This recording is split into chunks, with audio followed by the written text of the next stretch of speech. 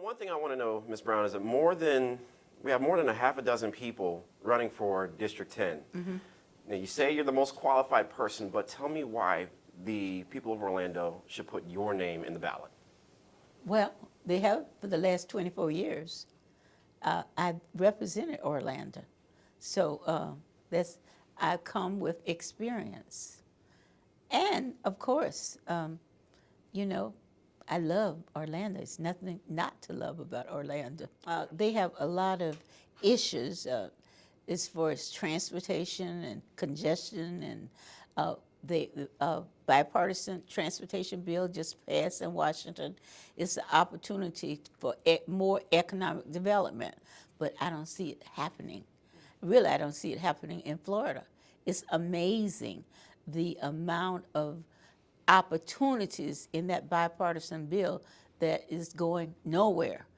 You know, we have a governor and 2 senators that are not into making sure we get our share of our transportation dollars. But why not Jacksonville? I love Jacksonville. You know, I'm born and raised here. I guess you're not aware, and I have not seen anything in the news about it, but Florida has been gerrymandered.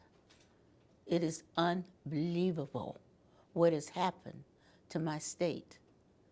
And I know that it's in the courts, but in Duval County, for 74 years, we've had a Democrat representative.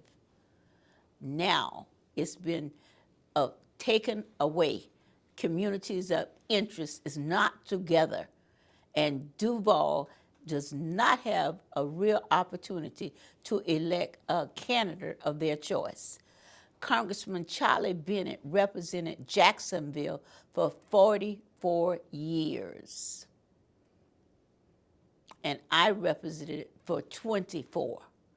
So we've had Democratic representation for the last 74 years.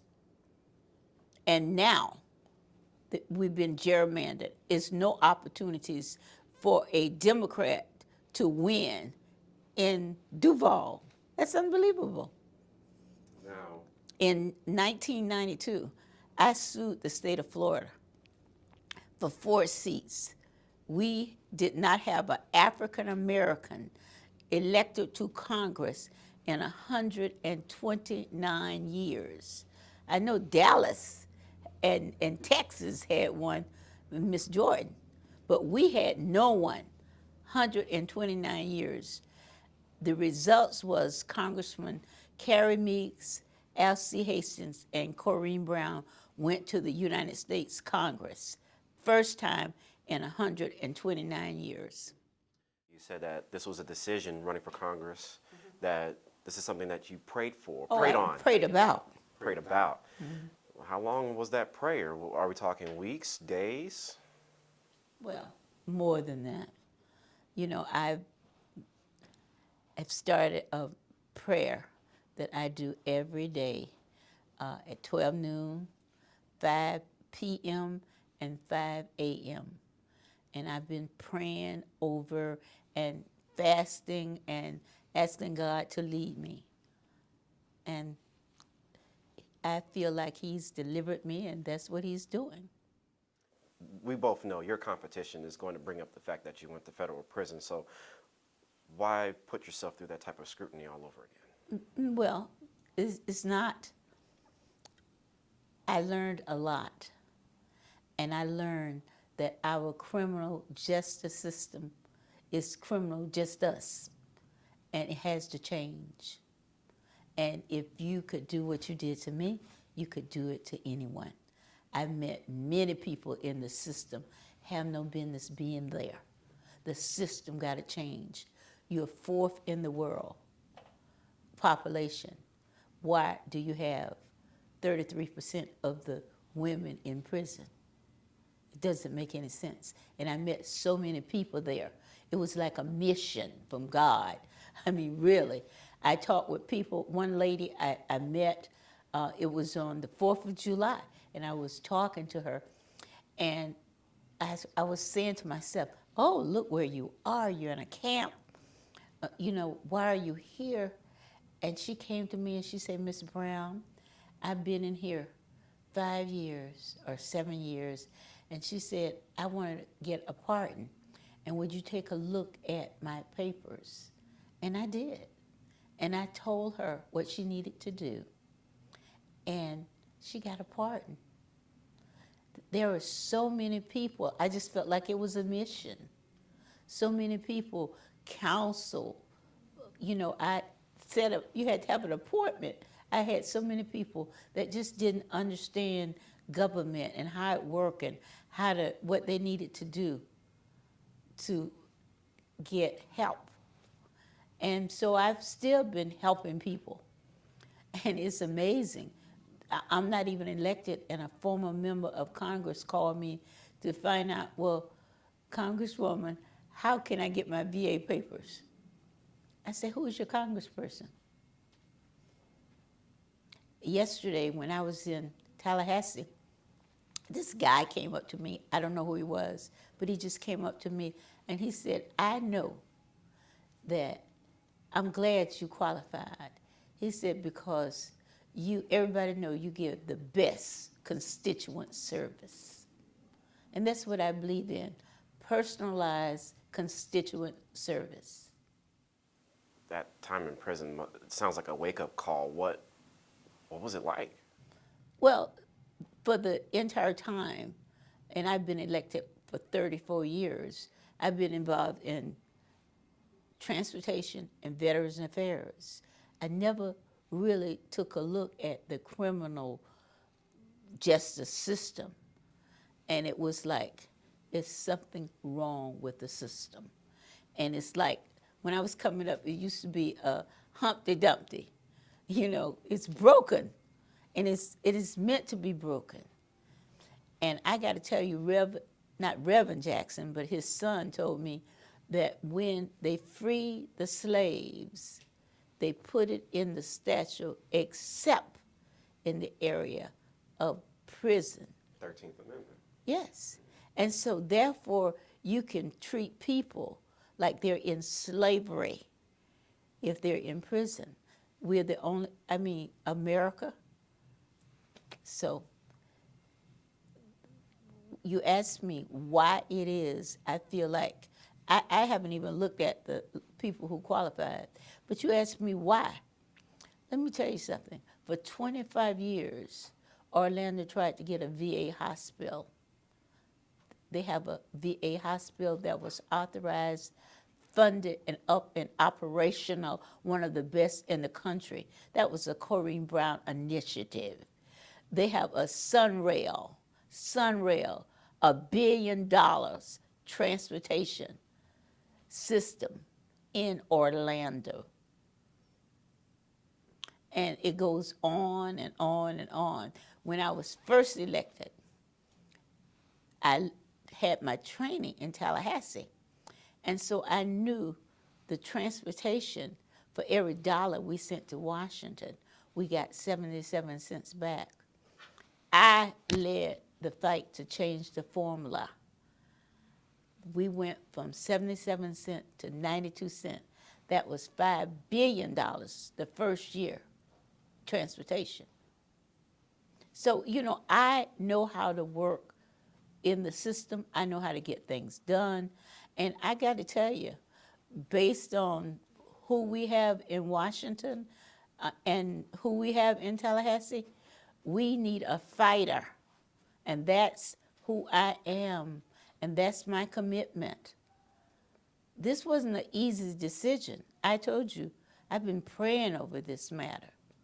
But I do know that I can make a difference for the people of Florida, and I'm committed, and they will decide who they want to represent them in the United States Congress. It sounds like you're having one of those Kobe Bryant moments where you say the job's not done. It's not. It's not. Let me tell you, I've got a project that was authorized. Nothing has happened since I left. It's a train system from New Orleans to Orlando, tourist destination to tourist destination. However, it is also in case of a another Katrina, you'll be able to move people out of harm's way. So there is work that I want to complete. Is that something that you still want to accomplish? No, something that I'm going to accomplish Okay. once elected. Okay, I hear you. Yes, ma'am. And you mentioned that you were from Dallas. I've been working, when you're in Congress, you don't just work on one area. You all want a high-speed train from Dallas to Houston.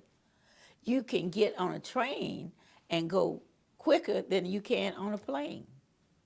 So it's a lot that I want to do. I hear you loud and clear, Ms. Brown. You got to convince those voters, though. So, which goes to my next question. How can you prove to voters that the 2022 Brown is not 2017 Brown? I really don't know what you mean. The Brown that you're talking about is the Brown that have delivered. The scripture, let the work I've done speak for me. I've done my work. And so basically, I want to continue to serve the people. And when I said, I prayed about it, but in addition to that, people have been coming to me. People have been calling me. They asked me to run. They said they don't have a voice. There's no leadership. So they will decide who they want to represent them in the United States Congress. Who's going to work with them? Who can hit the ground running? Congress is not a training place. And now it is totally different from what I'm used to. I mean, some of the things that goes on now in Congress, I've just never seen anything like it in my life.